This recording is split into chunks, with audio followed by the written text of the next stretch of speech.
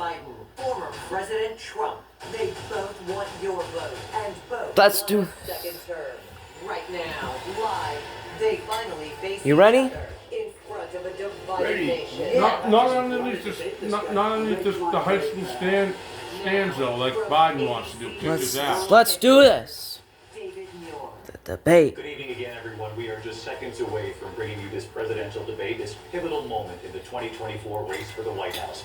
President That's Biden and Trump. Donald Trump about to take the stage for tonight's first presidential debate in Atlanta. The first time a sitting president and a former president go head-to-head. President Biden intensely preparing at Camp David, Donald Trump with policy sessions behind the scenes. We will now see how their strategies pay off. Tonight's debate is hosted by CNN and airing right here on ABC. The presidential debate with President Biden, former President Trump, starts. Oh my God, this now. is. Highest office. Gates will make his case to the American people with just over 4 months until Election Day.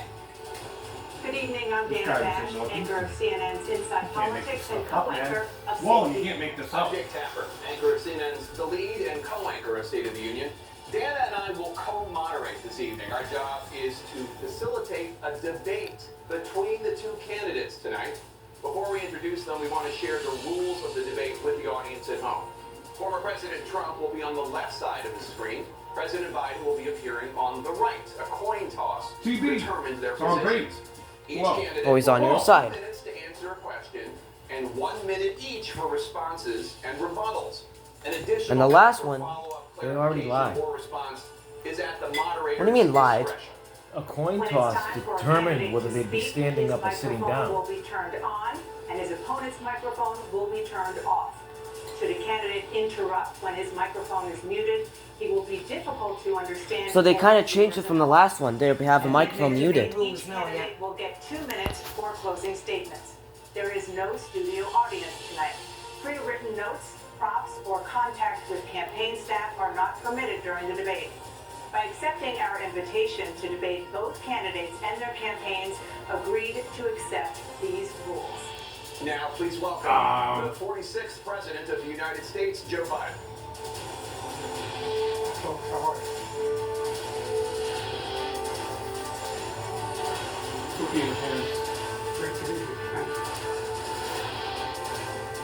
And please welcome the 45th President of the United States, Donald Trump.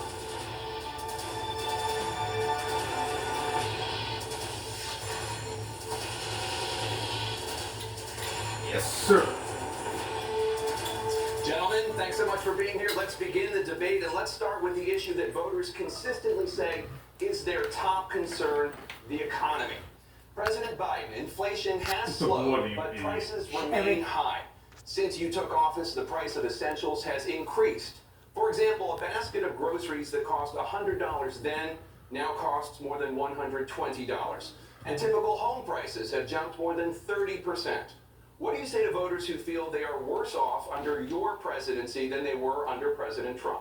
We got to take a look at what I was left when I became president and what Mr. Trump left me. We had an economy that was in free fall. The pandemic was so badly handled.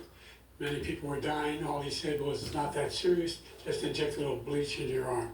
You'll be all right. The economy collapsed. There were no jobs. Unemployment rate rose to 15%. It was terrible. And so what we had to do was try to put things back together again. And that's exactly what we began to do. We created 15,000 new jobs.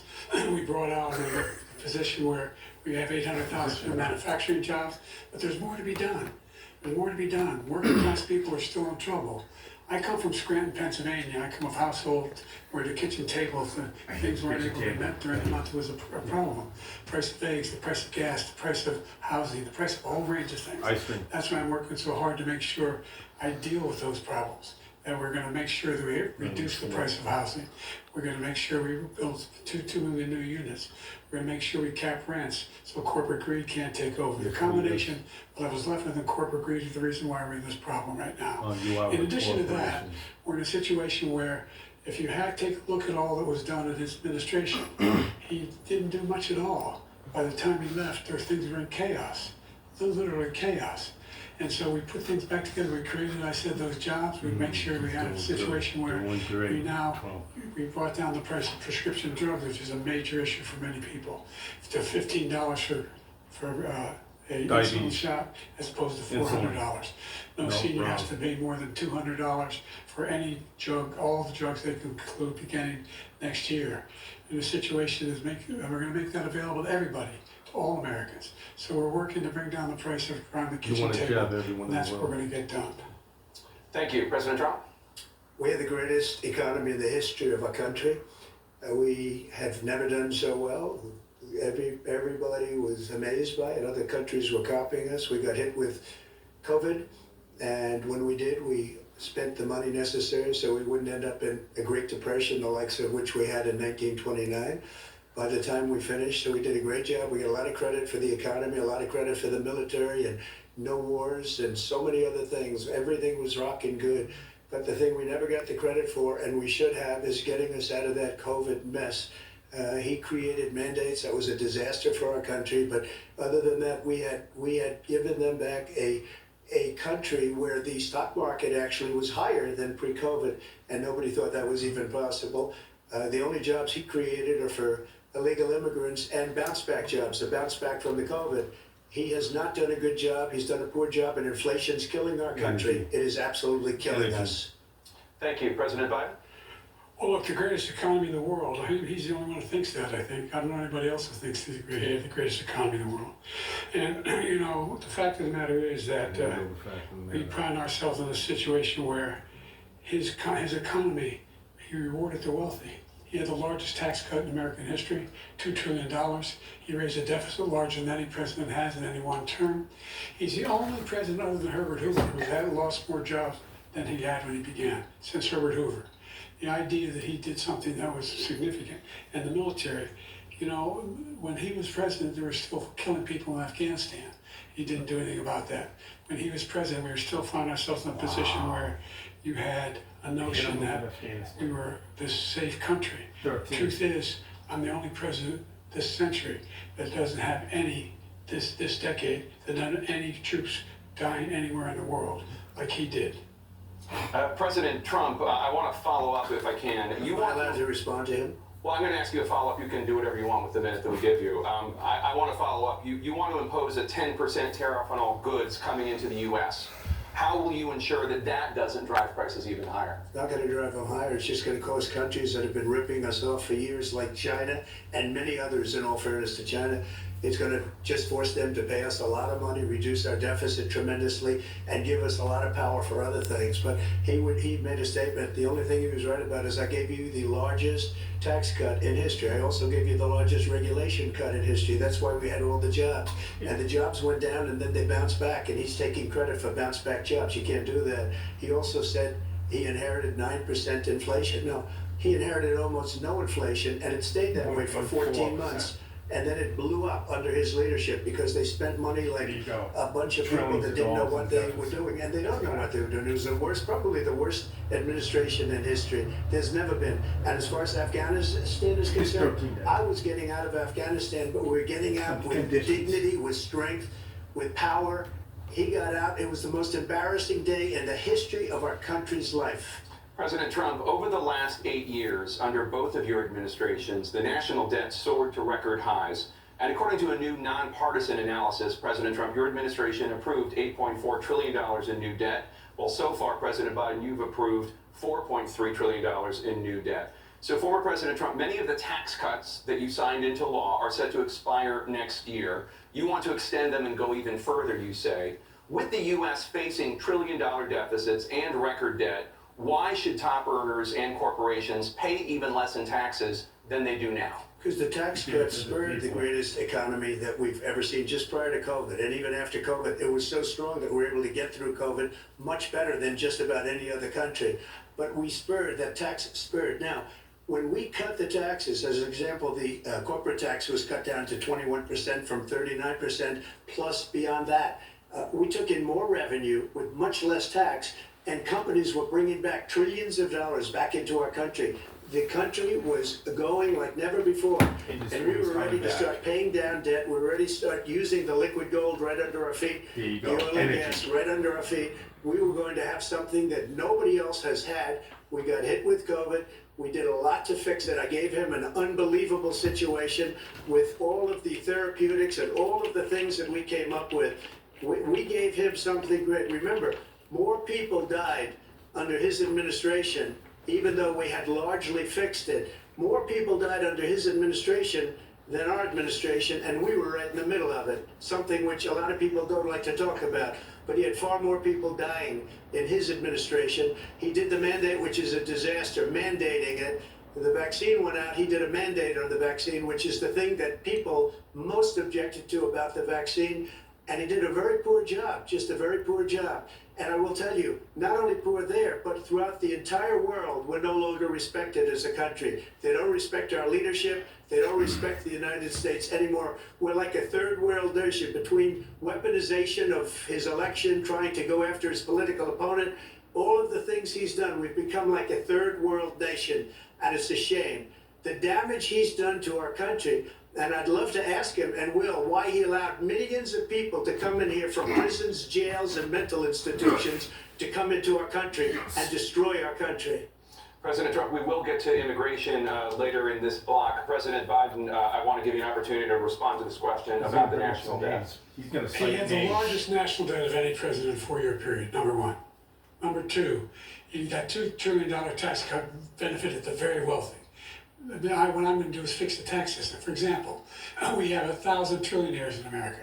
Billionaires in America. And what's happening? They're in a situation where they in fact pay 8.2% in taxes. If they just paid 24%, 25%, either one of those numbers, they'd raise $500 billion, I should say, in a 10-year period. We'd be able to wipe out his debt. We'd be able to help make sure that all those things we need to do, child care, elder care, making sure that we continue to strengthen our healthcare system, making sure that we're able to make every single solitary person eligible for what I've been able to do with the with the COVID. With dealing with everything we have to do with. Look, you know the thing. We finally beat Medicare. Thank you, President Biden. President Trump? Well, he's right, he did beat Medicare, he beat it to death, and he's destroying Medicare because all of these people are coming in, they're putting them on Medicare, they're putting them on Social Security, they're going to destroy Social Security. This man is going to single-handedly destroy Social Security. These millions and millions of people coming in, they're trying to put them on Social Security. He will wipe out Social Security. He will wipe out Medicare. So he was right in the way he finished that sentence. And it's a shame. What's happened to our country in the last 4 years is not to be believed. Foreign countries, I'm friends with a lot of people. They cannot believe what happened to the United States of America. We're no longer respected. They don't like us. We give them everything they want, and they think we're stupid. They think we're very stupid people. What we're doing for other countries, and they do nothing for us. What this man has done is absolutely criminal. Thank you, President Trump. Dana? This is the first presidential election since the doesn't Supreme want to Court rebut. overturned Roe v. Wade. You notice that? This morning, the court ruled Can't on yet rebut. another abortion case, Oh, yes, he can. temporarily allowing emergency falling abortions to asleep. continue in Idaho, Oh, you mean he despite that can't? state's restricted ban. Former President Trump, you take credit That's for right. the decision to overturn He's Roe v. incapable. Wade, which returned the issue of abortion to the states. Correct. However, the federal government still plays a role in whether or not women have access to abortion pills. They're used in about 2/3 of all abortions. As president, would you block abortion medication? First of all, the Supreme Court just approved the abortion There bill. you go. And I agree with their decision to have done that, and I will not block it. And if you look at this whole question that you're asking, complex but not really complex. 51 years ago, you had Roe v. Wade, and everybody wanted to get it back to the states. Everybody, without exception. Democrats, Republicans, liberals, conservatives. This guy here. Everybody wanted it back. Religious leaders. And what I did is I put 3 great Supreme Court justices on the court, and they happened to vote in favor of killing Roe v. Wade and moving it back to the states. This is something that everybody wanted. Now, 10 years ago or so, they started talking about how many weeks and how many this, and getting into other things. But every legal scholar I sent you throughout Life the magazine. world, the most respected, wanted it brought back to the states. I did that. Now the states are working it out. If you look at Ohio, it was a decision that was an end result that was a little bit more liberal than you would have thought. Kansas, I would say the same thing. Texas is different. Florida is different. But they're all making their own decisions right now. And right now, the states control it. That's the vote of the people. Like Ronald Reagan, I believe in the exceptions. I am a person that believes. And frankly, I think it's important to believe in the exceptions. Some people, you have to follow your heart. Some people don't believe in that. But I believe in the exceptions for rape, incest, and the life of the mother. I think it's very important. That's right. Some people don't. Follow your heart. But you have to get elected also. And because that has to do with other things. You got to get elected. The problem they have is they're radical because they will take the life of a child in the 8th month, the 9th month, and even after birth. After birth, if you look at the former governor of Virginia, he was willing to do this. He said, we'll put the baby aside and we'll determine what we do with the baby, meaning we'll kill the baby. What happened is we brought it back to the states, and the country is now coming together on this issue. It's been a great thing. Thank you. President Biden? That's right. It's been a terrible thing, what you've done. The fact is that the vast majority of constitutional scholars supported Roe when it was decided. Supported Roe. And that's this idea that they're all against it is just ridiculous. And this is the guy who says the state should be able to have it. We're in a state where in 6 weeks, you don't even know whether you're pregnant or not, but you cannot see a doctor and have him decide on what your circumstances are, whether you need help. The idea that states are able to do this is a little like saying we're going to turn civil rights back to the states, let each state have a different rule. Look, there's so many young women who have been, including the young woman who just was murdered, and he went to the funeral. The idea that she was murdered by an immigrant coming in, they talk about that, but here's the deal. There's a lot of young women to be raped by their in-laws, by their spouses, brothers and sisters, it's just ridiculous, and they can do nothing about it. And they try to arrest them when they cross state lines. Thank you. There have been many young women murdered by the same people he allows to come across our border. We have a border that's the most dangerous place anywhere in the world, considered the most dangerous place anywhere in the world. And he opened it up, and these killers are coming into our country, and they are raping and killing women. And it's a terrible thing. As far as the abortion is concerned, it is now back with the states. The states are voting. In many cases, it's frankly a very liberal decision. In many cases, it's the opposite. But they're voting, and it's bringing it back to the vote of the people, which is what everybody wanted, including the founders, if they knew about this issue, which frankly they didn't. But they would have. Everybody wanted it brought back. Ronald Reagan wanted it brought back. He wasn't able to get it. Everybody wanted it brought back, and many presidents had tried to get it back. I was the one to do it. And again, this gives it the vote of the people, and that's where they wanted it. Every legal scholar wanted it that way. Staying on the topic of abortion, President Biden, 7 states, I'll let you do that. This is the same topic. 7 states have no legal restrictions on how far into a pregnancy a woman can obtain an abortion. Do you support any legal limits on how late a woman should be able to terminate a pregnancy? I supported Roe v. Wade, which had 3 trimesters. First time is between the woman and the doctor. Second time is between the doctor and an extreme situation. The third time is between the doctor, between the woman and the state. The idea that the politicians, that the founders wanted the politicians to be the ones making decisions about women's health is ridiculous. That's the last, no politician should be making that decision. A doctor should be making those decisions. That's how it should be run. That's what you're going to do. And if I'm elected, I'm going to restore Roe v. Wade. So that means he can take the life of the baby in the 9th month and even after birth, because some states, Democrat run, take it after birth. Again, the former governor of Virginia, put the baby down, then we decide what to do with it. So he's willing to, as we say, rip the baby out of the womb in the 9th month and kill the baby. Nobody wants that to happen, Democrat or Republican. Nobody wants it to happen. That is simply not true. The Roe v. Wade does not provide for that. That's not the circumstance. Only if a woman's life is in danger, she's going to die. That's the only circumstance in which that can happen. But we are not for late-term abortion, period. Period. Late term Roe v. abortions. Wade, you have late-term abortion. That's right. You can do whatever you want, depending on the state. You can do whatever That's you right. want. We don't think that's a good thing. We think it's a radical thing. Yeah, We it think most the certainly Democrats is. are the radicals, not the Republicans. For 51 years, that was the law. 51 years, constitutional scholarship said it was the right way to go. 51 years, and it was taken away because this guy put very conservative members on the Supreme Court. He takes credit for taking it away. What's he going to do? What's he going to do, in fact, if the MAGA Republicans, he gets elected, and the MAGA Republicans control the Congress, and they pass a universal ban MAGA on abortion, Republicans in period, Congress, across indeed. the board, at 6 weeks or 7 or 8 or 10 weeks, something very, very conservative. Is he going to sign that bill? I'll veto it. He'll sign it. Thank you. Let's turn now to the issue of immigration and border security. President Biden, a record number of migrants have illegally crossed the southern border on your watch. Overwhelming border states Heinous. and overburdening cities such as New York and Chicago, and in some cases causing real Right. safety and security concerns. Given that, why should voters trust Life, you to love, solve this liberty. crisis? Eric? Because we worked very hard to get a bipartisan agreement that not Life, only hate. changed all of that, it made sure that we are in a situation where you had no circumstance where they could come across the border with the number of border police there are now. We significantly increased the number of asylum officers. Significantly, by the way, the Border Patrol endorsed my position. In addition to that, we found ourselves in a situation where when he was president, he was separating babies from their mothers, putting them in cages, making sure the families were separated. That's not the right way to go. What I've done since I've changed the law, what's happened?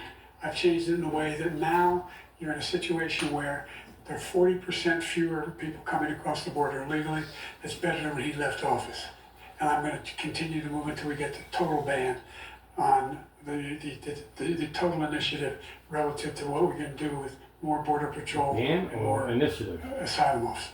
Ban is I no. don't know what he said. I don't even know what he said either. I don't think he knows what he said either. That's exactly.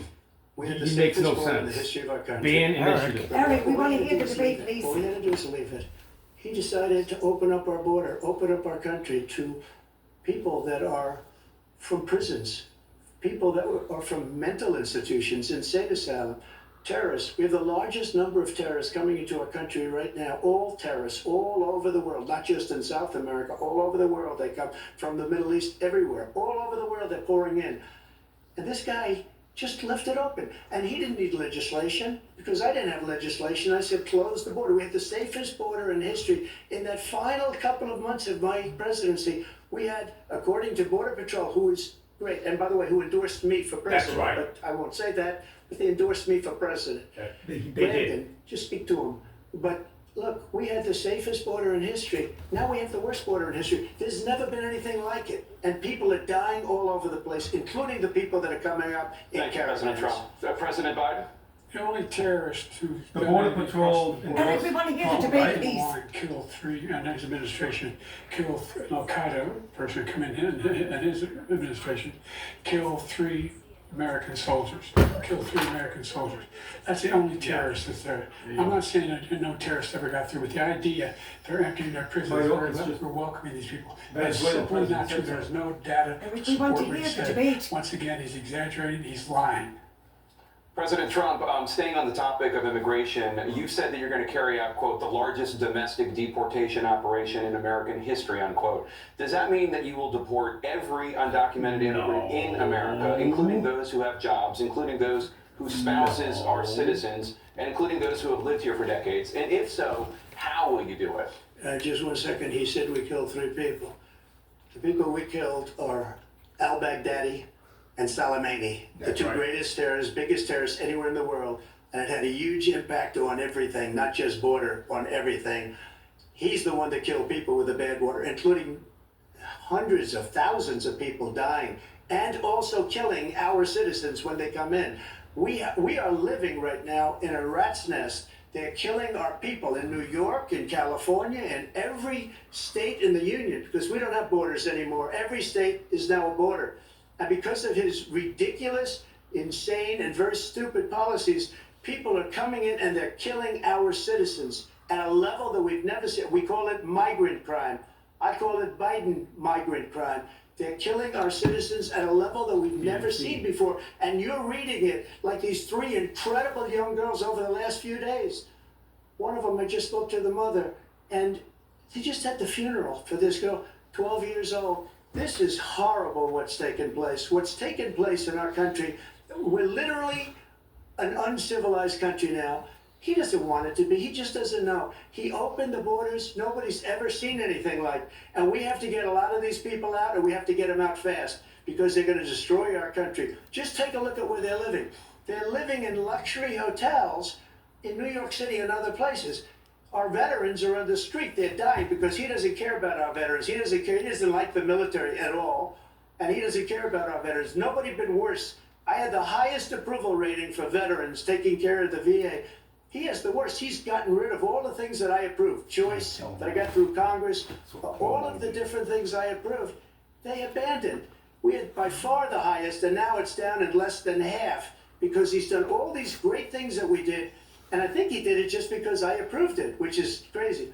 But he has killed so many people at our border by allowing all of these people to come in. And it's a very sad day in America. President Biden, you have the mic. Every single thing he said is a lie. Every single one. For example, veterans are a hell of a lot better off since I passed the PACT Act. 1 million of them now have insurance, and their families have it.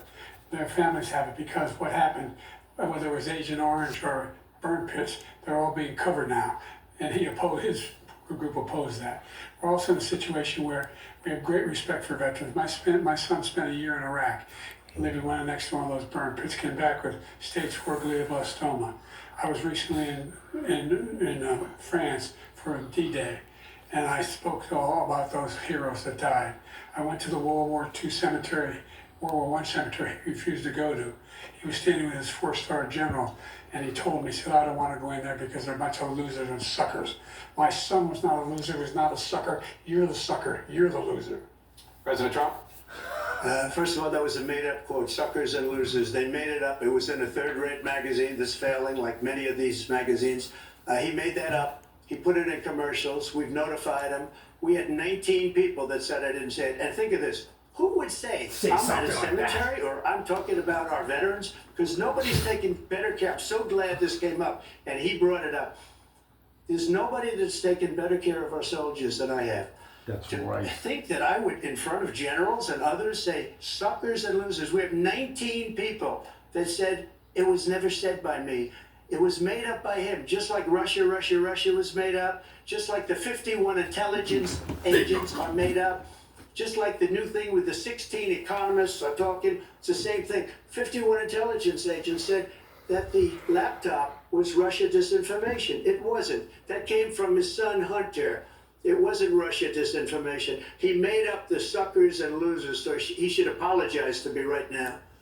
4-star general standing to your side who was on your staff who said you said it, period. Name 'em. That's number one. Eric? And number two, the idea that I have to apologize to you for anything along the line. We've done more for veterans than any president has in American history. And they now are in their family. The only sacred obligation we have as a country is to care for our veterans when they come home and their families and equip them when they go to war. That's what we're doing. That's what the VA is doing now. They're doing more for veterans than ever before in our history. All right, thank you so much. The topic of foreign policy. I want to begin with Russia's war against Ukraine, which is now in its 3rd year. Former President Trump, Russian President Vladimir Putin says he'll only end this war if Russia keeps the Ukrainian territory it has already claimed and Ukraine abandons its bid to join NATO. Are Putin's terms acceptable to you? First of all, our veterans and our soldiers can't stand this guy. That's They right. can't stand him. They think he's the worst commander-in-chief, if that's what you call him, that we've ever had. They can't stand him. So let's get that straight. And they like me more than just about any of them. And that's based on every single bit of information.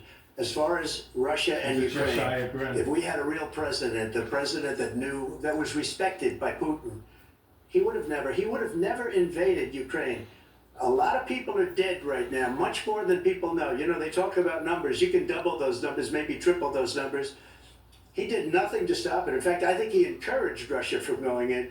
I'll tell you what happened. He was so bad with Afghanistan. It was such a horrible embarrassment, most embarrassing moment in the history of our country, that when Putin watched that and he saw the incompetence, that he should have fired those generals, like I fired the one that you mentioned. And so he's got no love lost, but he should have fired those generals. No general got fired for the most embarrassing moment in the history of our country, Afghanistan, where we left billions of dollars of equipment behind. We lost 13 beautiful soldiers, and 38 soldiers were obliterated. And by the way, we left people behind too. We left American citizens behind. When Putin saw that, he said, you know what? I think we're going to go in and maybe take this was his dream. I talked to him about it, his dream. The difference is he never would have invaded Ukraine. Never. Just like Israel would have never been invaded in a million years by Hamas. You know why? Because Iran was broke with me. I wouldn't let anybody do business with them. They ran out of money. They were broke. They had no money for Hamas. They had no money for anything. No money for terror. That's why you had no terror at all during my administration. This place, the whole world is blowing up under him. President Biden? I've never heard so much malarkey in my whole life. Look, the fact of the matter is that we're in a situation where, let's take the last point first. Iran attacked American troops, caused brain damage for a number of these troops, and he did nothing about it. Recently, not when he was president. They attacked. He said they're just having headaches. That's all it is. He didn't do a thing when the attack took place, number one. Number two, we got over 100,000 Americans and others out of Afghanistan during that airlift. Number three, we found ourselves in a situation where, if you take a look at what Trump did in Ukraine, this guy told Trump, do whatever you want, and do whatever you want. And that's exactly what Trump did to Putin, encourage him, do whatever you want. And he went in, and listen to what he said when he went in. He was going to take Kyiv in 5 days, remember? Because it's part of the old Soviet Union. That's what he wanted to reestablish, Kyiv. And he, in fact, didn't do it at all. He wasn't able to get it done. And they've lost thousands and thousands of troops, 500,000 troops. Oh, that's President great. Trump, I I'm gonna never come back said to you that. for 1 minute. I just want to go back to my original question, which is, are Putin's terms acceptable to you? Keeping the No, they're territory not in Ukraine? acceptable. No, they're not acceptable. But look, this is a war that never should have started. If we had a leader in this war, he led everybody along. He's given $200 billion now or more Is it conflict? to Ukraine. He's given $200 billion. bloodlust. That's a lot of money. I don't think there's ever been anything like it. Every time that Zelensky comes to this country, he walks away with $60 billion. He's the greatest salesman ever.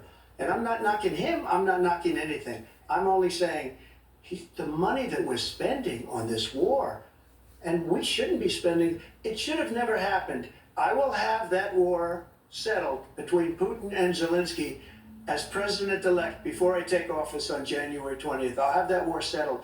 People being killed so needlessly, so stupidly, and I will get it settled, and I'll get it settled fast before I take office. You President know, Biden, you have a minute. the fact is that Putin is a war criminal. He's killed thousands and thousands of people. And he has made one thing clear. He wants to reestablish what was part of the Soviet Empire, not just a piece. He wants all of Ukraine. That's what he wants. And then, do you think he'll stop there? Do you think he'll stop when if he takes Ukraine? What do you think happens to Poland? What do you think of Belarus? What do you think happens to those NATO countries?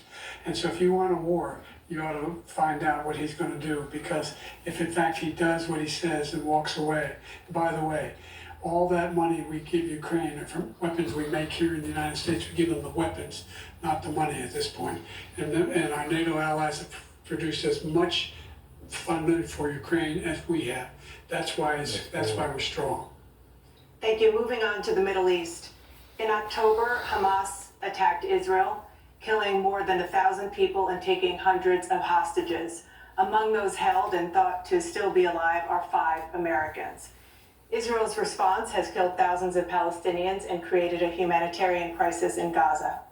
President Biden, you've put forward a proposal to resolve this conflict, but so far Hamas has not released the remaining hostages, and Israel is continuing its military offensive in Gaza. So what additional leverage will you use to get Hamas and Israel to end the war? You have 2 minutes. Number one, everyone from the United Nations Security Council straight through to the G7 to the Israelis and Netanyahu himself have endorsed the plan I put forward. Endorsed the plan I put forward, which has 3 stages to it. The first stage is trade the hostages for a ceasefire. Second phase is a ceasefire with additional conditions. The third phase is the end of the war. The only one who wants the war to continue is Hamas. Number one, they're the only ones standing out. We're still pushing hard to get them to accept. In the meantime, what's happened? In Israel, we're finding the only thing I've denied Israel was 2,000-pound bombs. They don't work very well in populated areas. They kill a lot of innocent people. We're providing Israel all the weapons they need and when they need them. And by the way, I'm the guy that organized the world against Iran when they had a full-blown intercontinental ballistic missile attack on Israel. No one was hurt. No one Israeli was accidentally killed, and it just stopped. We saved Israel. We are the biggest producer of support for Israel of anyone in the world. And so there are 2 different things. Hamas cannot be allowed to be continued. We continue to send our experts and our intelligence people as to how they can get Hamas like we did bin Laden. You don't have to do it. And by the way, they've been greatly weakened, Hamas. Greatly weakened, and they should be. They should be eliminated. But you've got to be careful for using certain weapons among population centers. Number 2. Just going back to Ukraine for 1 second. We have an ocean separating us. The European nations together have spent 100 billion, or maybe more than that, less than us. Why doesn't he call them and say, you got to put up your money like I did with NATO? I got them to put up hundreds of billions of dollars. The Secretary General of NATO said Trump did the most incredible job I've ever seen.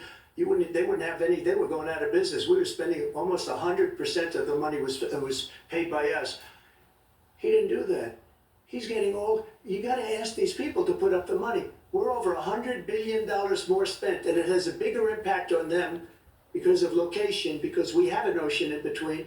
You got to ask them. As far as Israel and Hamas, Israel's the one that wants to go. He said the only one who wants to keep going is Hamas. Actually, Israel is the one, and you should let him go and let him finish the job. He doesn't want to do it. He's become like a Palestinian, but they don't like him because he's a very bad Palestinian. He's a weak one.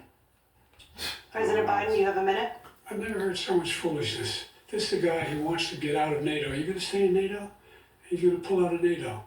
The idea that we have, our strength lies in our alliances as well.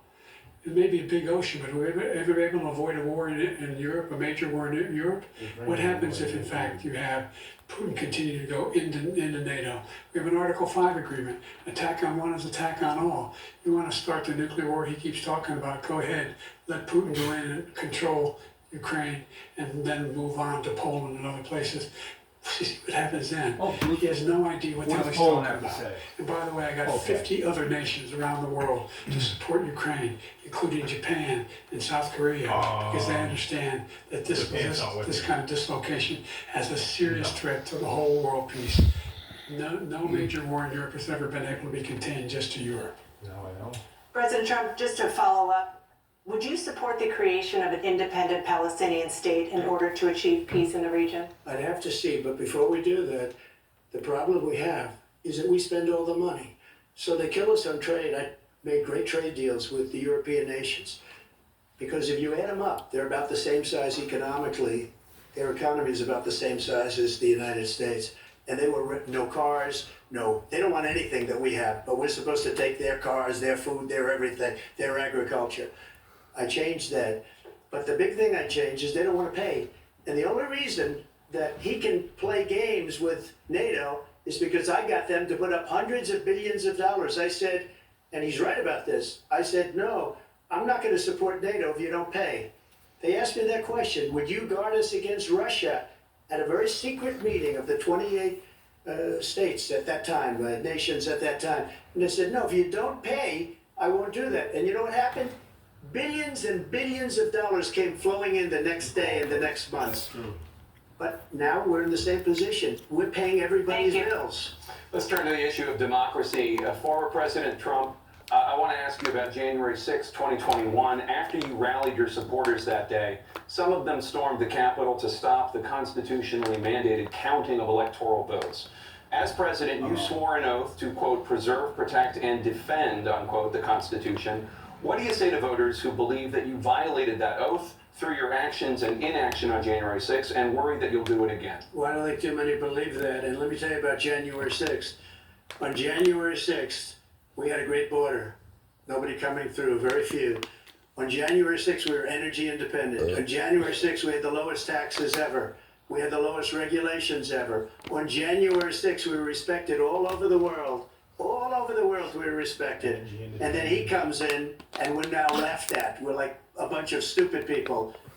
What happened to the United States' reputation under this man's leadership is horrible, including weaponization, which I'm sure at some point you'll be talking about, where he goes after his political opponent because he can't beat him fair and square.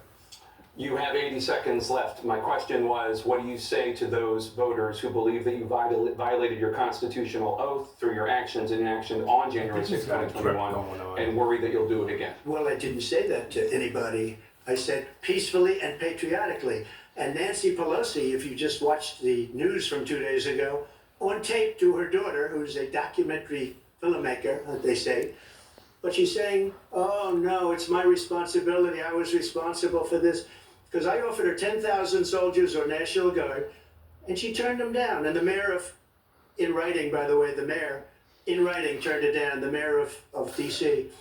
They turned it down. I offered 10,000 because I could see, I had virtually nothing to do. They asked me to go make a speech. I could see what was happening. Everybody was saying they're going to be there on January 6th. They're going to be there. And I said, you know what? There's a lot of people coming. You could feel it. You could feel it too, and you could feel it. And I said, they ought to have some National Guard or whatever. And I offered it to her, and she now admits that she turned it down. And it was the same day she was, I don't know, you can't be very happy with her daughter because it made her into a liar. She said, I take full responsibility for January 6th. That's true. President Biden. Look, he encouraged those folks to go up on Capitol Hill, number one. I sat in the dining room off the Oval Office. He sat there for 3 hours. 3 hours watching, being begged by his vice president and a number of his colleagues on the Republican side as well to do something, to call for a stop, to end it. Instead, he talked about these people being patriots and great patrons of America. In fact, he says he'll not forgive them for what they've done. They've been convicted. He says he wants to commute their sentences and say that no. He went to every single court in the nation.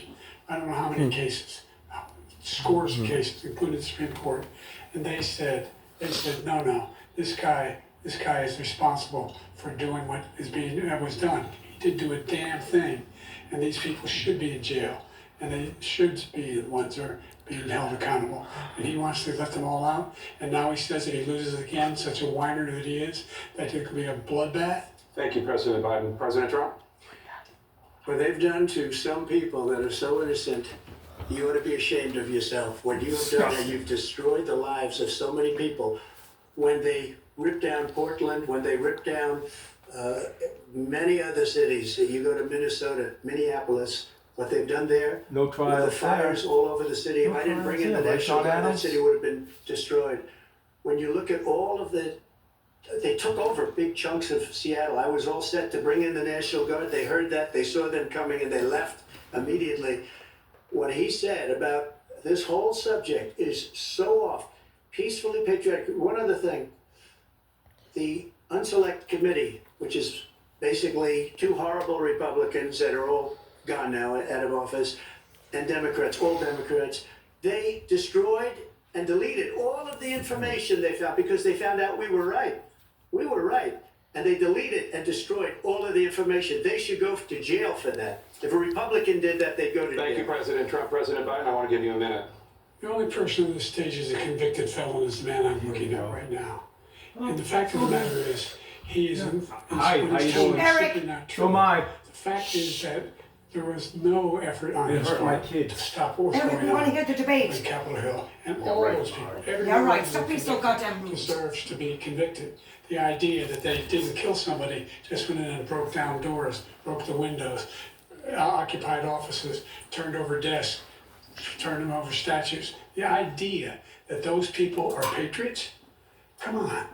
When I asked him about the first two debates we had, first time around, I said, will you denounce the Proud Boys? He said, no, I'll tell them to stand by. The idea he's refusing to, will you denounce these guys? Will you denounce the people we're talking about now? Will you denounce the people who attacked that Capitol? What are you going to do? I'm going to give you a minute, President Trump, for a follow-up question I have. Wait a second, you just After said, what are you a jury gonna convicted do? you of 34 felonies last month, you said if reelected, you would, quote, have every right to go after, unquote, your political opponents. You just talked about members of the Select Committee on January 6th going to jail. Your main political opponent is standing on stage with you tonight. He's Can you going to clarify jail. exactly what it means about you feeling you have every right to go after your political opponents? Well, I said my retribution is going to be success. We're going to make this country successful again, because right now it's a failing nation. My retribution is going to be success. But when he talks about a convicted felon, his son is a convicted felon at a very high level. His son is convicted, going to be convicted probably numerous other times. Should have been convicted before, but his Justice Department let the statute of limitations lapse on the most important things. But he could be a convicted felon as soon as he gets out of office. Joe could be a convicted felon with all of the things that he's done. He's done horrible things. All of the death caused at the border, telling the Ukrainian people that we're going to want $1 billion or you change the prosecutor.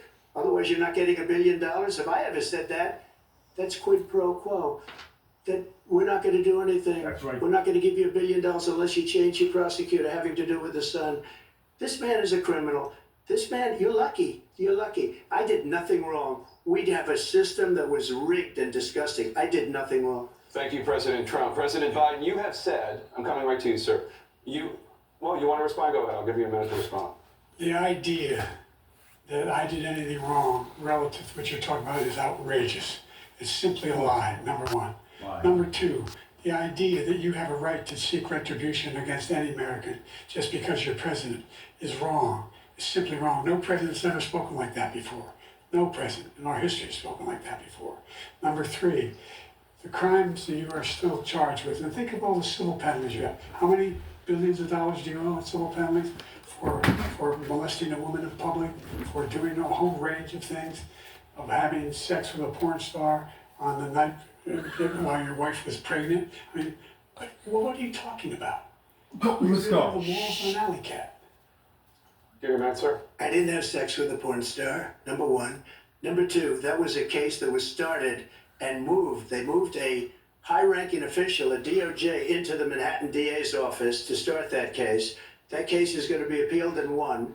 We had a very terrible judge, a horrible judge, Democrat.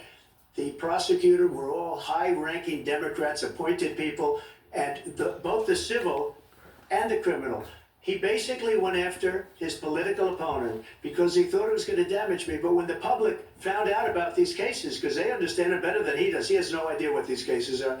But when they found out about these cases, you know what they did? My poll numbers went up, way up. You know that because you're reporting it.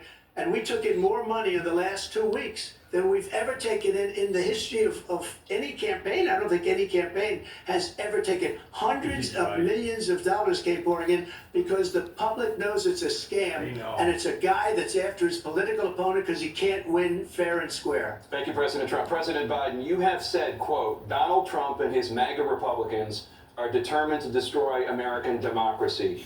Do you believe that the tens of millions of Americans who are likely to vote for President Trump will be voting against American democracy? The more they know about what he's done, yes. The more they know about what he's done.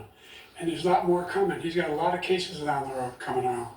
He's got a whole range of issues he has to face. I don't know what the juries will do, but I do know he has a real problem. And so the fact that, could you ever think you heard any president say that I'm going to seek retribution? Do you ever hear any president say that I thought Hitler had some good ideas? What got me involved to run in the first place after my son had died, I decided in Iraq, because of Iraq, I said I wasn't going to run again until I saw what happened in Charlottesville, Virginia. people coming out of the woods carrying swastikas on torches, and singing the same anti-Semitic bile they sang back in Germany. And the young woman got killed. I spoke to the mother, and they asked him. They said, "What do you think of those people? The people the ones who got killed, the one who tried to stop it, and the ones," he said, "I think they're fine people on both sides." What American president would ever say Nazis coming out of fields carrying torches, singing the same anti-Semitic bile, carrying swastikas were fine people? And this is a guy who says Hitler's done some good things. I'd like to know what they are. The good things Hitler's done, that's what he said. This guy has no sense of American democracy. President Trump. Jake, both of you know that story has been totally wiped out because when you see the sentence, it said 100% exoneration on that. So he just keeps it going. He says he ran because of Charlottesville. He didn't run because of Charlottesville. He ran because it was his last chance. He's not equipped to be president. You know it, and I know it. It's ridiculous. We have a debate. We're trying to justify his presidency. His presidency is, without question, the worst presidency in the history of our country. We shouldn't be having a debate about it. There's nothing to debate. He made up the Charlottesville story, and you'll see it's debunked all over the place. Every reasonable anchor has debunked it. And just the other day, it came out where it was fully debunked. It's a nonsense story. He knows that, and he didn't run because of Charlottesville. He used that as an excuse to run. President Biden. And debunk. It happened. All you have to do is listen to what was said at the time. And the idea that somehow that's the only reason I ran. I ran because I was worried a guy like this guy could get elected. If he thought they were good people coming out of that forest, carrying those woods, carrying those torches, then he didn't deserve to be president. Didn't deserve to be president at all. And the idea that he's talking about all this being fabricated, we saw with our own eyes. We saw what happened on January 6th. We saw the people breaking through windows. We saw people occupying his own vice president. Look, there's a reason why 40 of his 44 top cabinet officers refused to endorse him this time. His vice president hasn't endorsed him this time. So why? Why? They know him well. They serve with him. Why are they not endorsing him? Thank you, President Biden. We're going to be right back with more from the CNN presidential debate. High fake Idea, huh? How many times did he say idea? He's looking at something else, isn't he? Like a teleprompter. He's getting the drip, Aaron. I'm thinking when who's the best little girl? Mari. Eric, I'm not going there Biden with is you. incompetent. I'm not going there with you. I'm not going there with You you. don't see. I'm not going there.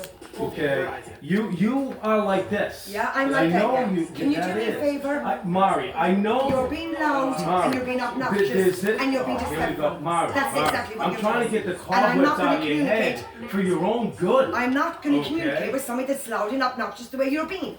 I'm not going to do Loud it. and obnoxious, Okay, I'm not going to do it. I'm not going to do it, okay? Not going to do You it. have a cogent No, conversation you can have a with me, conversation. Mari. You're incapable of having a Mari, conversation. you're incapable.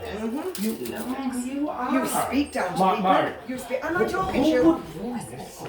Do me a favor and shut up. There you okay? go. Shut up. Do I'm going to tell you one time, shut You up. understand that? You are rude You know, I'm gonna say and something, okay, Mari, you've also. got 5 minutes Okay? unless you to leave my home. 5 minutes or you See? leave, okay? No, it's- That's enough. I'm- You are disrespectful in my home. You gotta come to terms with that. Never, ever, You ever have to stop. come to terms with You that. never, ever stop. You don't stop. Okay. You just don't stop. Okay. Because I'm looking out for you and you don't even realize it. It's incredible. Mark, I mean Nicholas. I miss Matthew If Nathan. if you're, I do. I know. Don't involve my son. What you said? I miss Matthew and Nathan, Mari. You see on the wall. Matthew and Nicholas brought up the wall.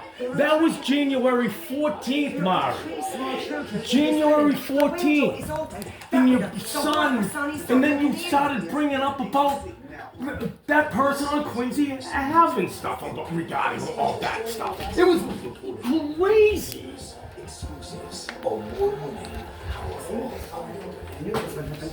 And it had a pretext of December 15th and the fact that There are 3 small children in this building. 7, 5, and 4 years old. So can you please do me a favor and stop yelling, please? Am I yelling? Nicholas, am I yelling? Can I ask? Am I yelling? No. We're approaching the gate. You know what? We play 100. Guys, I actually wanted to show you my new hamster I got.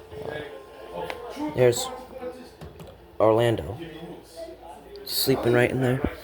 I'll do a video on him too one day, maybe tomorrow. And think about this, okay? What? Mom and Dad. Okay? Mom and Dad. If he knew the environments, the specifics, the details, if he was right, okay, he'd do something about it. What are you talking? Oh. By definition, okay, dads are the protectors, okay? That's what a man is. So he should be here? No. I'm saying, if he knew that you are in these environments, and now he doesn't even know about you being exposed to that lewd and lasciviousness. You know that. Now, I found out after you had told your mom and you had told Aaron. Yeah. Now, that needed to be nipped in the bud. I thought I nipped it in the bud. Okay? When I was exposed back a year and a half, I was epileptic when I heard that. Because I did address it with her. Tell you something. There was a 4-year-old in his home. Okay? And he was with another guy. Oh yeah. Now he's gonna call the cops. Yeah. This is serious. Yes. I'm cutting this off. Yeah.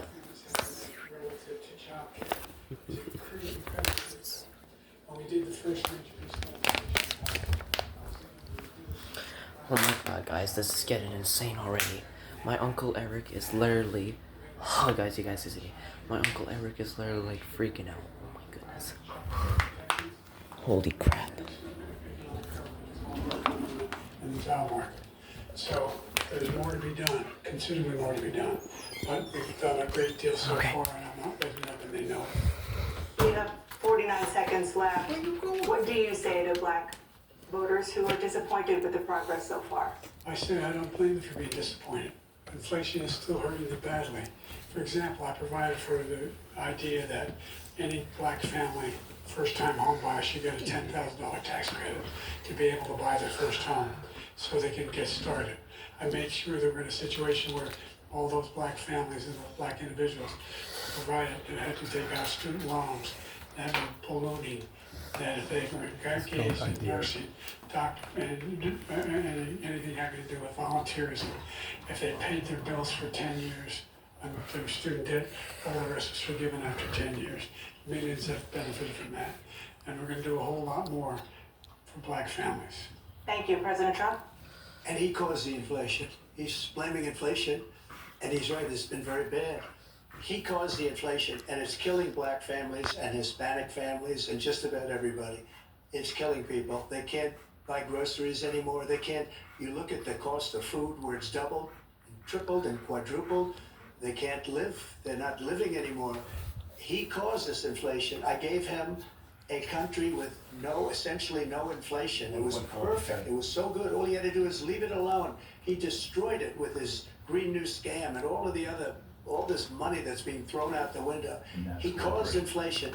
As sure as you're sitting there, the fact is that his big kill on the black people is the millions of people that he's allowed to come in through the border. They're taking black jobs now, and it could be 18, it could be 19, and even 20 million people. They're taking black jobs, and they're taking Hispanic jobs, and you haven't seen it yet, but you're going to see something that's going to be the worst in our history. Thank you. President Biden?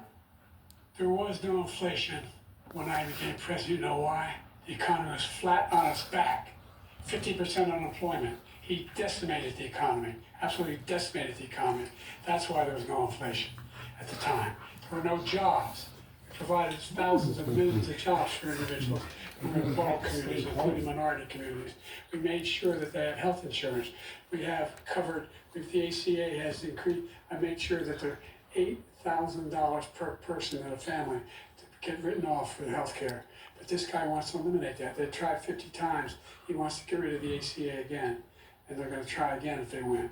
You find ourselves in a position where the idea that we're not doing any, we put more police on the street than any administration has. He wants to cut the cops. We're providing for equity and making sure people have a shot to make it. There's a lot going on, but in inflation, he caused it by his tremendous malfeasance in the way he handled the pandemic. Thank you. Another persistent challenge is the climate crisis. 2023 was the hottest year in recorded history, and communities across the country are confronting the devastating effects of extreme heat, intensifying wildfires, stronger hurricanes, and rising sea levels. Former President Trump, you've vowed to end your opponent's climate initiatives, but will you take any action as president to slow the climate crisis? Well, let me just go back to what he said about the police. How close the police are to him. Almost every police group in the nation from every state is supporting Donald J. Trump. Almost every police group. And what he's done to the black population is horrible, including the fact that for 10 years he called them super predators. We can't, in the 1990s, we can't forget that. Super predators was his name, and he called it to them for 10, and they've taken great offense at it, and now they see it happening. But when they see what I did for criminal justice reform and for the historically black colleges and universities, where I funded them and got them all funded, and the opportunity zones with Tim, as you know, Tim Scott was incredible. He did a great job, great senator from South Carolina.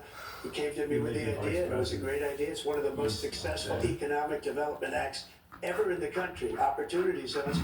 And the biggest beneficiary of blacks. And that's why we have the best numbers with them in maybe ever. They're saying ever. I read this morning where ever, the best numbers. He's lost much of the black population because he's done a horrible job for black people. He's also done a horrible job for Hispanics. But when do you see these millions of people pouring into our country and they're going to take the jobs, and it's already started, and you haven't seen anything yet? It's a disaster. 38 seconds left. President Trump, will you take any action as president to slow the climate crisis? So I want absolutely immaculate clean water, and I want absolutely clean air, and we had it. We had H2O. We had the best numbers ever, and we were using all forms of energy, all forms, everything. And yet, during my 4 years, I had the best environmental numbers ever. And my top environmental people gave me that statistic just before I walked on the stage, actually. I don't know where the hell he's been. The idea that he says is true. I've passed the most extensive climate change legislation in history. We find ourselves, and by the way, black colleges. I came up with $15 billion for HBCUs, historic black universities and colleges, because they don't have the kind of contributors that they have to build these laboratories and the like. Any black student is capable in college of doing any white student can do. They just have the money, but now they'll be able to get those jobs in high tech. We're in a situation where the idea that he is claiming to have done something that had the cleanest water, he hasn't done a damn thing in the environment. What happened in Eric? Palestine, Can we hear it, please? Because if we reach 1.5 degrees Celsius at any one point, there's no way back. The only existential threat to humanity is climate change, and he didn't do a damn thing about it. He must undo all that I've done. just had some water. The Paris Accord was going to cost us $1 trillion, and China nothing, and Russia nothing, and India nothing. It was a ripoff of the United States. And I ended it because I didn't want to waste that money because they treat us horribly. We were the only ones. It was costing us money. Nobody else was paying into it. And it was a disaster. But everything that he said just now, I'll give you an example. I heard him say before insulin. I'm the one that got the insulin down Yes, he for the did. seniors. I took care of the seniors. Okay. What he's doing is destroying all of our medical programs because the migrants coming in, they want everybody. And look, I have the biggest heart on the stage. I guarantee you that. And I want to take care of people. But we're destroying our country. They're taking over our schools, our hospitals, and they're going to be taking over Social Security. He is destroying Social Security, Medicare, and Medicaid. The idea is that we, in fact, we were the only ones of consequence who were not members of the Paris Accord. How can we do anything if we're not able, the United States can't get this under control? One of the largest polluters in the world, number one. We're making significant progress. By 2035, we will have cut pollution in half. We've made significant progress, and we're continuing to make progress. We set up a climate corps. There's thousands of young people who will learn how to deal with climate, just like the Peace Corps. And we're moving in directions that are going to significantly change the elements of cause of pollution. But the idea that he claims that he is the biggest heart up here and he's really concerned about pollution and about climate, I've not seen any indication of that. And by the way, with regard to prescription drugs, one company agreed that they would reduce the price to $35, which I was calling for, one, voluntarily. I made sure every company in the world, every pharmaceutical company, cannot have to pay that. And by the way, So every day, millions of Americans struggle just to make ends meet. For many older Americans, Social Security provides a critical lifeline. President Biden, if nothing is done to Social Security, seniors will see their benefits cut in just over 10 years. Will you name tonight one specific step that you're willing to take to keep Social Security solvent? yes, make the very wealthy begin to pay their fair share. Right now, everybody making under $170,000 pays 6% of their income, of their paycheck, every single time they get a paycheck from the time the first one they get when they're 18 years old. The idea that they're gonna, I'm proposing that everybody, they pay, the millionaires pay 1%. So no one I would not raise the cost of Social Security for anybody under $400,000. After that, I began to make the wealthy begin to pay their fair share by increasing from 1% beyond to be able to guarantee the program for life. So you still have 82 seconds left. Are there any other measures that you think that would be able to help keep Social Security solvent, or is that one enough? Well, no, that one enough will keep it solvent, but the biggest thing will do if we defeat this man, because he wants to get rid of Social Security.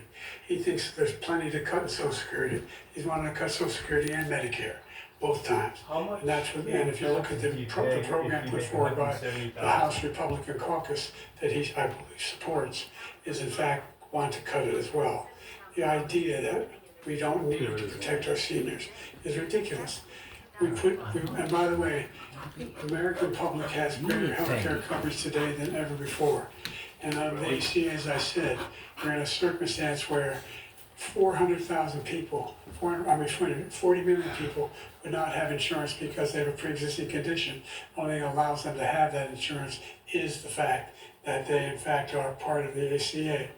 And by the way, the other thing is, we're in a situation where we talk about education for Black communities. I've raised the amount of money for Pell Grants, another $8,000. So anybody making under $70,000 a year is going to be able to get $15,000 towards the tuition. He just doesn't know what he's talking about. Thank you, President Biden. President Trump. So I've dealt with politicians all my life. I've been on this side of the equation for the last 8 years. I've never seen anybody lie like this guy. He lies. I've never seen that he can look you in the face. About so many other things too. And we mentioned the laptop. We mentioned Russia, Ukraine. Everything he does is a lie. It's misinformation and disinformation. The losers and suckers story that he made up is a total lie on the military. It's a disgrace.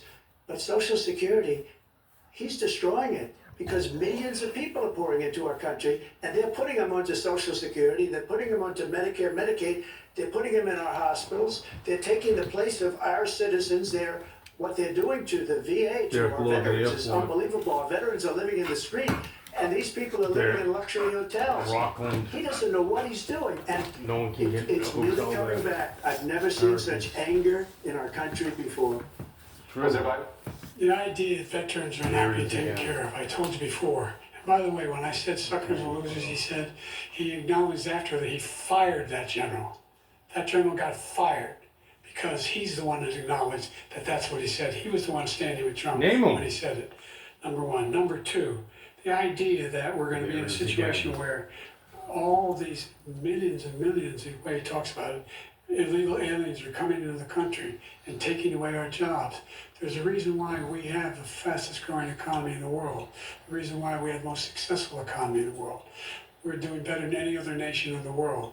And by the way, those 15 Nobel laureates he talked about being phony, those 15 Nobel laureates, economists, they all said that Just a if Trump gets statistic. elected, we're likely to have a recession. And inflation is going to increasingly go up. And by the way, worst president in history, 159 presidential scholars voted him the worst president in the history of the United States of America.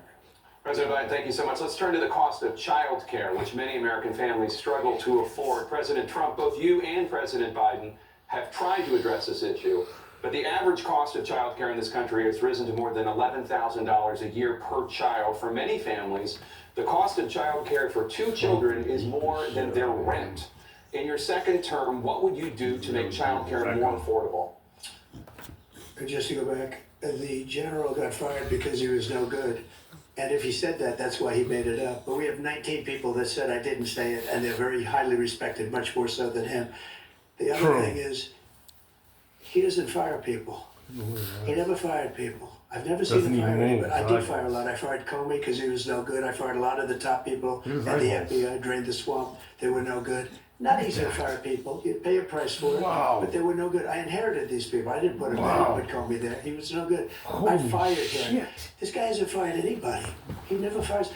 He should have fired every military man that was involved with that the Afghanistan horror show, the most embarrassing moment in the history of our country. Right. He didn't fire. Did you fire anybody? Did you fire anybody that's on the border that's allowed us to have the worst border in the history of the world? Did anybody get fired for allowing 18 million people, many from prisons, many from mental institutions? Did you fire anybody that allowed our country to be destroyed? Joe, our country is being destroyed as you and I sit up here and waste a lot of time on this debate. This shouldn't be a debate. He's the worst president. He just said it about me because I said it. But look, he's the worst president in the history of our country. He's destroyed our country. Nothing original now all to of a say. sudden he's trying to get a little tough on the border. He came out with a nothing deal, and it reduced it a little bit, like this much. It's insignificant. He wants open borders. He wants our country to either be destroyed Why or he did wants Joe to pick Biden up have those to drop people out of as the race in voters. 1984? And I don't think we just can't let it happen. If he wins this election, our country doesn't have a chance, Here it not is. even a chance, of coming out of this rut. We probably won't have a country left anymore. That's how bad it is. He's the worst in history by far. Thank you, President Trump. Yes. President Biden? We're the most admired country in the world. We're the United States of America. There's nothing beyond our capacity. We have the finest military in the history of the world, the finest in the history of the world. No one thinks we're weak. No one wants to screw around with us. Nobody. Number one. Number two, the idea that we're talking about worst presidents. I wasn't joking. Look it up. Go online. 159 or 58, don't hold me the exact number. 159. Presidential historians, they've had meetings and they voted who's the worst president in American history. Yeah, right. One through best to worst. Name one. They said he was the worst in all of American history. That's a fact. That's not conjecture. He can argue they're wrong, but that's what they voted. How many The are idea that he is historical doing anything to deal with child care. He did virtually That's nothing. actually true, but it was We should rigged. significantly increase the child care tax credit. We should significantly increase the availability of women and men or single parents to be able to go back to work.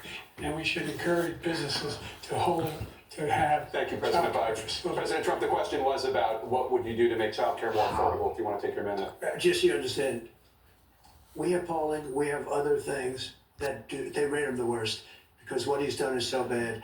And they rate me, I'll show you, I will show you, and they rate me one of the best, okay? And if I'm given another 4 years, I will be the best. I think I'll be the best. Nobody's ever created an economy like us. Nobody ever cut taxes like us. He's the only one I know. He wants to raise your taxes by 4 times. He wants to raise everybody's taxes by 4 times. He wants the Trump tax cuts to expire. So You hear what everybody, Mayor Wu including wants the to two do, of you, Aaron? are going to pay 4 to 5 times. Mayor Wu? Nobody ever heard of this before. Did you hear about All this my life, I grew 25%? up and I see politicians talking about cutting taxes. When we cut taxes, as I said, we did more business. Apple and all these companies, they were bringing money back into our country. The worst president in history by far, and everybody knows it. President Biden? Look, fact of the matter is that he's dead wrong about, he's increased the tariff, he will increase the taxes on middle-class people. I said I'd never raise a tax on anybody making less than $400,000. I didn't. But this tariff is 10% tariffs. Everything coming into the country, you know what the economists say?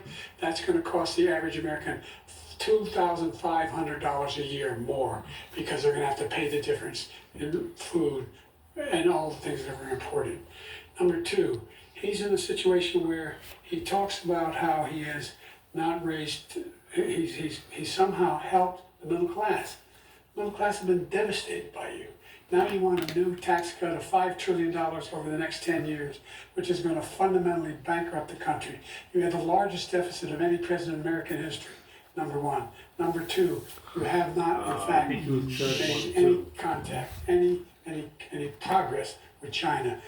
We are the lowest trade deficit with China since 2010. Thank you, President Biden. You lost Thank you, President Biden. Let's discuss an epidemic impacting millions of Americans that both of you have made a top priority in your first term, the opioid crisis. And for both of you, the number of overdose deaths in this country has gone up. Under your term, it went up. Under your term, it has gone up.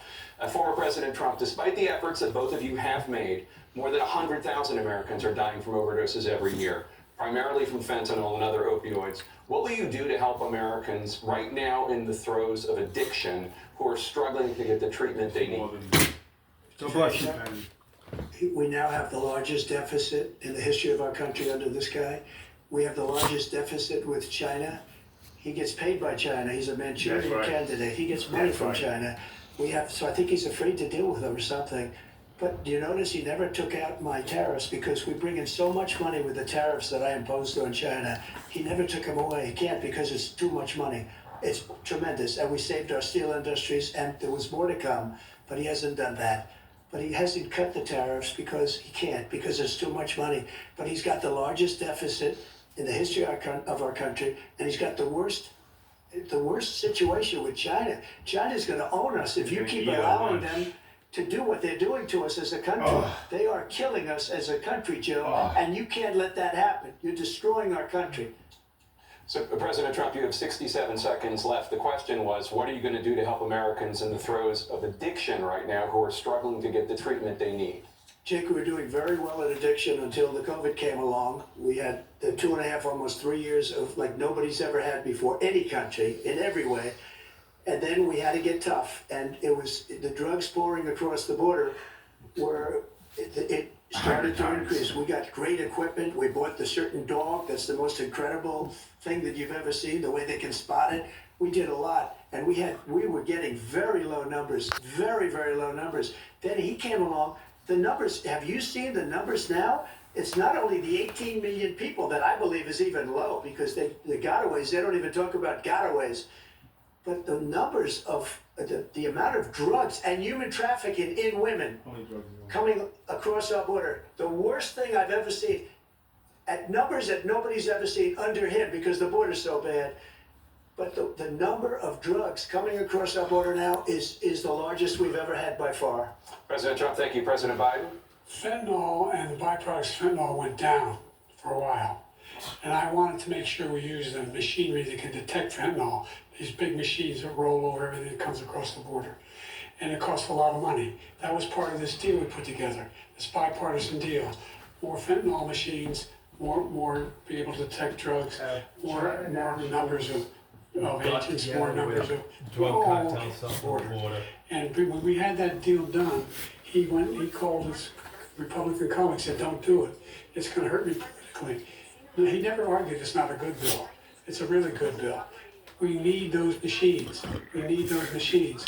And we're coming down very hard in every country in Asia in terms of precursors for fentanyl. And Mexico is working with us to make sure they don't have the technology to be able to put it together. That's what we have to do. We need those machines.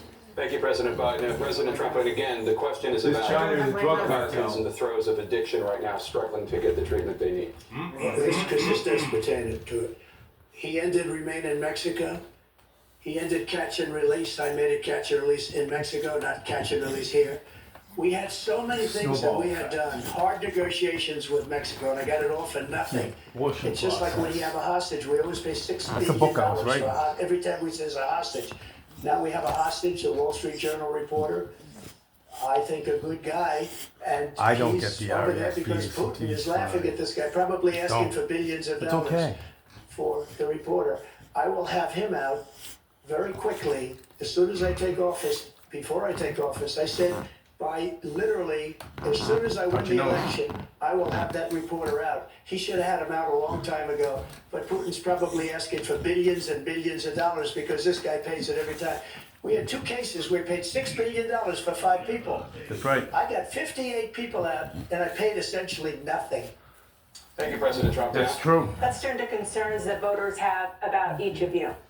President Biden, you would That's be the word, 86 R-E-S-P-A-C-T, at the that I end just of your second term. spelled out. How do you Yeah, it's not address the beginning. concerns about your capability to handle the toughest job in the world Ears. well into your 80s? Well, first Touch. of all, I spent half Senses, my career senses. being criticized as being the youngest person in politics. I was the second youngest person ever elected to the United States Senate, and now I'm the oldest. This guy's 3 years younger and a lot less competent. I think that just look at the record. Look at what I've done. 4 years I've younger. turned around the Take a hard drug test. situation he left me. As I said, 15 million new jobs, 800,000 manufacturing jobs, more investment in America, over billions of dollars in private investment in enterprises that we are growing. By the way, we brought an awful lot of people. The whole idea of computer chips, we used to have 40% of the market. We invented those chips, and we lost it because he was sending people to find the cheapest jobs overseas and then bring home a product. So I went to South Korea. I convinced Samsung to invest billions of dollars here in the United States, and guess what? Those fabs they call to build these chips. Those fabs pay over $100,000. You don't need a college degree for them, and there's billions. About $40 billion already being invested and being built right now in the United States, creating significant jobs for Americans from all over the world. President Biden, you have 40 seconds left. Would you like to add anything? In America, you mean. The idea that somehow There we go. we are this failing country. I've never heard a president talk like this before. We're calling him Hitler, dude. Name me a single major country president who wouldn't trade places with the United States of America. For all our problems and all our opportunities. We're the most progressive country in the world in getting things done. We're the strongest country in the world. We're a country in the world that keeps our word, and everybody trusts us. All of our allies and those who he calls What? from Kim Jong Un. We What? sent love letters to Putin, etc. They don't want Sends love letters too. Thank you. Former President Trump, to follow up, you would be 82 at the end of your second term. What do you say to voters who have concerns about your capabilities to serve?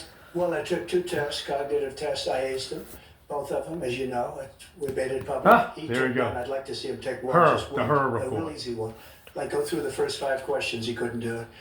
But I took 2 cognitive tests. The I truth, took Joe. physical exams every year.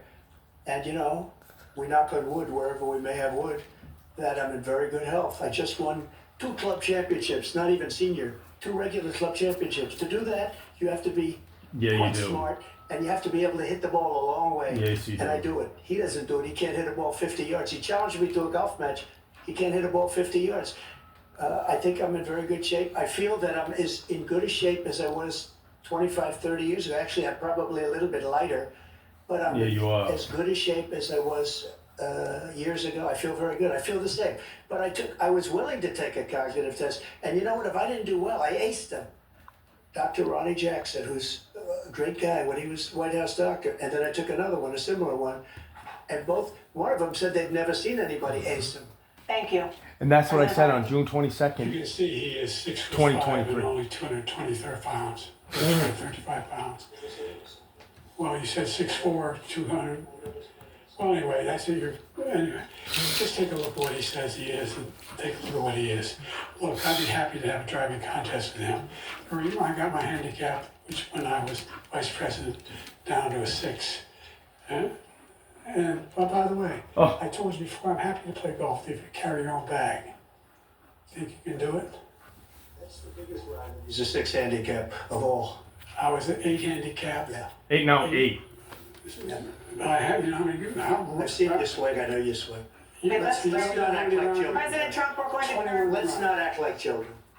to a specific concern that voters have about you. Will you pledge tonight that once all legal challenges have been exhausted, that you will accept the results of this election, regardless of who wins, and you will say right now that political violence in any form is unacceptable? Well, I shouldn't have to say that, but of course I believe that. It's totally unacceptable.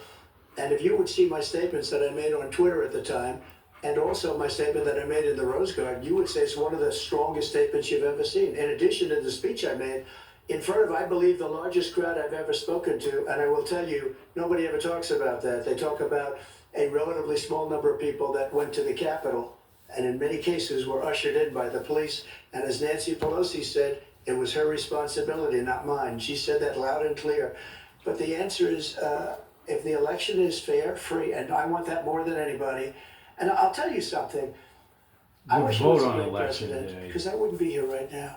I'd be at one of my many places enjoying myself. I wouldn't be under indictment because I wouldn't have been his political opponent. That's why Trump is there. Because he indicted me because I was his opponent. I wish he was a great president. I would rather have that. I wouldn't be here. I don't mind being here. The only reason I'm here is he's so bad as a president that I'm going to make America great again. We're going to make America great again. We're a failing nation right now. We're a seriously failing nation. And we're a failing nation because of him. His policies are so bad. His military policies are insane. They're insane. These are wars that will never end with him. He will drive us into World War III. And we're closer to World War III than anybody can imagine. Yeah. We are very, very close to World War III, and he's driving us there. And Kim Jong-un and President Xi of China, Kim Jong-un of North Korea, all of these people, they don't respect him, they don't fear him, they have nothing going with this gentleman, and he's going to drive us into World War III. Pushover anymore. You want a World War III, let him follow and win, and let Putin say, do what you want, NATO. Just do what you want. There's a thing called Article 5. Attack on one is attack on all. Required response. The idea, I can't think of a single major leader in the world who wouldn't trade places with the job I've done, what they've done. Because we are a powerful nation. We have wonderful peace. Because of the people, not me, it's because of the American people. They're capable of anything, and they step up when they're needed. And right now, we're needed. We're needed to protect the world because of our own safety as a state. And again, you want to have a war, just let Putin go ahead and take Kyiv, make sure they move on, see what happens in Poland, Hungary, and other places along that border. Then you have a war. President Trump, as I come back to you for a follow-up, the question was, what does will Poland you have to accept say the about results Joe of this Biden? election, regardless of who wins? Just to finish what he said, There if you I might, Russia, they took a lot of land from Bush. They took a lot of land from Obama and Biden. They took no land, nothing from Trump, nothing. Poland? Not to do What are you it. showing it to me for? Not gonna You want to play see games Poland, with what me. they have to He knew say? that. He Austria? knew but he knew not to play games. He took nothing from me. No. But now he's going to take the whole thing from this man right here. That's a war that should have never started. It would have never started ever with me. And he's going to take Ukraine. And you know, you asked me a question before, would you do this? He's got us in such a bad position right now with Ukraine and Russia. Because Ukraine's not winning that war. He said, I will never settle until such time. They're running out of people, they're running out of soldiers, they've lost so many people. It's so sad. They've lost so many people, and they've lost those gorgeous cities with the golden domes that are 1,000 years old, all because of him and stupid decisions. Russia would have never attacked if I were President Trump, president. the question was, will you accept the results of the election, Regardless of who wins, yes or no, please. If it's a fair and legal and good election, absolutely. I would have much rather accepted these, but the fraud and everything else was ridiculous. And if you want, we'll have a news conference on it in a week, or we'll have another one of these in a week. But I will absolutely, there's nothing I'd rather do. It would be much easier for me to do that than running again. I wasn't really going to run until I saw the horrible job he did. He's destroying our country. I would be very happy to be someplace else, in a nice location someplace. And again, no indictments, no political opponent stuff, because it's the only way he thinks he can win. But unfortunately, it's driven up my numbers and driven them up to a very high level, because the people understand it. They know. Let's see what your numbers are when this election is over. Let's see. You're a whiner. When you lost the first time, you said you continued, you appealed and appealed to courts all across the country. Not one He said single no court standing. in America said any of your claims had any merit, state or local. None. But you continue to provoke this lie about somehow there's all this misrepresentation, all this stealing. There is no evidence of that at all. And I tell you what, I doubt whether you'll accept it because you're such a whiner. The idea if you lose again, you accept anything, you can't stand the loss. Something snapped in you when you lost the last time. We'll be right back with more from the CNN presidential debate live. So, Mari, you want to see about the drug cartels in China? Mari, you want to see about what Why are you Goldman has telling to me? say? Why are you telling me? Why are you saying it to me? Because you Why are you just saying heard it what, to me? I'm listening to the debate. what Like, did listen to Biden, the what debate. Biden say about Poland? I'm not having a discussion with you. I'm not having this discussion with you. I'm not having a discussion with you. Period. You don't want to see something else? You can't. Oh my goodness, guys, this is crazy. Like and subscribe right now.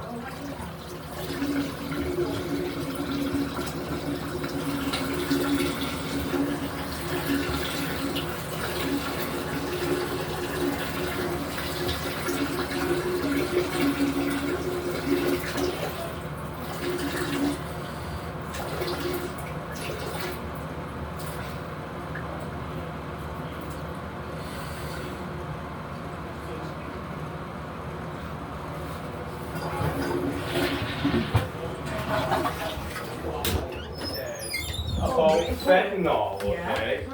I heard it. I listened. Okay. Fentanyl is coming across the border on unprecedented levels.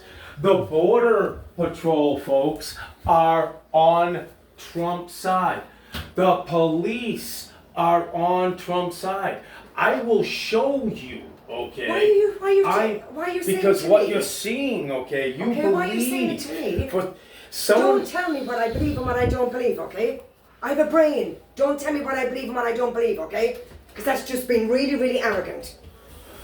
Mari, I have some information that you. I'm not can interested. say. I'm not interested. There you go. I'm not interested. That's I'm not having this conversation with you. Period. to do. It's unbecoming You can't talk of to me because you're allowed all the time. of someone who has. Okay. You are allowed all the time. child. It's impossible to have a conversation with you when you're yelling. A conversation is a dialogue between two people. You can't have a conversation with you because all you do is yell. All you do is yell. That's all you do. I can't have a conversation with somebody that's yelling. I'm not going to have a conversation with somebody that's yelling and being Can you loud. tell your mother I'm not yelling? You're talking during the debate and pointing things to read during the debate. How can you pay We attention? all have a brain here. We're all intelligent See you people. later. We're all intelligent people here. He doesn't get his own way. He's like a spoiled child. He doesn't get his own way. So he's like a Will spoiled you child. tell It's ridiculous. her It's that there insane. was no yelling? No. They repeat Can you what tell I'm saying her, say that Hold what on a second. Biden said, you need to be informed Can and be you say it at the intelligent? end of the debate? I Not told you during I'm not having a conversation with him. I'm not having a Mari, because conversation. you hate me, Mari. Did I say I No, hate you do. Did I say No, there's No, something you're where putting words- there's that No, you're block, putting there's that words in my mental. No. You are disrespecting Mari, me there in front it of is my son. again. Okay? Mari, Do not Mari, disrespect me in front of you my child. disrespect me. I'm not when disrespecting you. when, You started in when, there. You started in there. Mara, all you it's want to do not is argue. right. He's arguing all the time. Not now. This is my home. I respect you in your home. Respect me in my home. Wait a second. In my home, what'd you say about Trump? He was a racist. When you... And I brought I'm attention not to going you. So when Mari was a little girl, at 12 years of age, okay, she saw what was I watched a documentary. systemic. I watched a documentary I little Mari, I saw There are 3 this children thing. in this building. Okay. 7, 5, and 4. Now, fast forward now. There was doesn't no hear the Trump truth. in my orbit whatsoever. Okay, He but doesn't wanna when hear the I was a truth. little He doesn't wanna girl, hear the truth. okay, My son is getting anxious, okay? Alright? Can you be respectful in my home, please? I didn't expect you in your home in Sandwich. And I didn't. Yeah, and you I did, myself. Mari. I did? You're a liar. You're a No, liar. I'm a liar. What did I do to respect I you in said, your could home? you please read what I looked at because you I accused watched- someone of being a racist. I watched... That is hate. You're yelling. It's not. Yes, it is. Come on. Number one, we have to make sure that we have a fair tax system. I ask anyone out there in the audience, or anyone out watching this debate, I think the tax system is fair. The fact is, that I said, nobody making under $400,000 had a single penny increase in their taxes, and it will not, and if I'm elected, that will be the case again. But this guy has increased your taxes because of the deficit, number one. He's increased inflation because of the debacle he left. We're not disrespecting me in my home. That's not nice. It's not So, okay. are you watching the debate? 10% tariff on everything that comes into the United States of America. And I did, well, for example, he wants to get away with... Guys, I don't think I'm actually going to be able to get this debate done because there's probably about to be an argument, guys. But at least I recorded much as I could. For us to be able to negotiate drug prices. I think it's about to be over now, though. Well, guess what? We got it down. I'm actually going to record the argument that's probably going to happen, so please leave a like. Love you guys so much, and I think I'm probably going to end this video because... No matter what how much prescription they need, you know what that did? That reduced the federal debt by $160 billion over 10 years because the government doesn't have to pay the exorbitant prices. I'm going to make that available to every senior all along, where it's happening now, and everybody in America. He wants to get rid of that. I'm going to make sure that we have child care. We're going to significantly increase the credits people have for child care. We're going to make sure we do something about what we're doing on lead pipes and all the things that are causing health problems for people across the country. We're going to continue to fight to bring down inflation and give people a break. Thank you, President Biden. President Trump, you now have 2 minutes for your closing statement. Like so many politicians, Oh, this man yes. is just a complainer. He said, we want to do this, we want to do that, we want to get rid of this tax, that tax. But he doesn't do anything. He doesn't do all It's about to be over now. It's about to be over now. It's about to be over now. We look like fools in Afghanistan. Stop. We didn't stop Israel. It was such a horrible thing that would have never happened. It should have never happened. Iran was broke. Anybody that did business with Iran, including China, they couldn't do business with the United States. They all passed. Iran was broke. They had no money for Hamas or Hezbollah, for terror, no money whatsoever. Again, Ukraine should have never happened. He talks about all the stuff, but he didn't do it. For 3.5 years, we're living in hell. We have the Palestinians and we have everybody else rioting all over the place. You talk about Charlottesville. This is 100 times Charlottesville, 1,000 times Charlottesville. The whole country is exploding because of you, because they don't respect you, and they have to respect their president, and they don't respect you throughout the world. What we did was incredible. We rebuilt the military. We got the largest tax cut in history, the largest regulation cut in history. The reason he's got jobs is because I cut the regulations that gave jobs, but he's putting a lot of those regulations back on. All of the things that we've done, nobody's ever seen anything like. Even from the medical standpoint, right to try. I gotta tell you something after, though. I gotta tell you something after. I gotta tell you something after. giving You you wanna talk to something me behind after? the documents. They've been trying to get it. All right, love you, Cassandra. I'll You know talk to what we did for the military love was you. an Talk to you incredible tomorrow. choice for our Right? soldiers, where our Call me in soldiers, the morning. instead of waiting for 3 months to see a doctor, I got that. can go out and get themselves fixed up and readied up and take care of themselves. Oh, And they're I got living, some, and that's why I had the some highest stuff. approval for you rating too. in And I the got some history stuff of the VA. that I want to bring. Love you, to Cassandra. Good night. We're a Good night, failing Yvonne. nation, but it's Yeah. not All right, love you. Good night. Bye-bye. Make it great again. Love ya. Thank you, former President Trump, President Biden. Love you. Read a book, That's Aviana. because we have Love you, full love you, love you, love analysis you. of this debate. Anderson Cooper and Aaron Burnett starts now on CNN.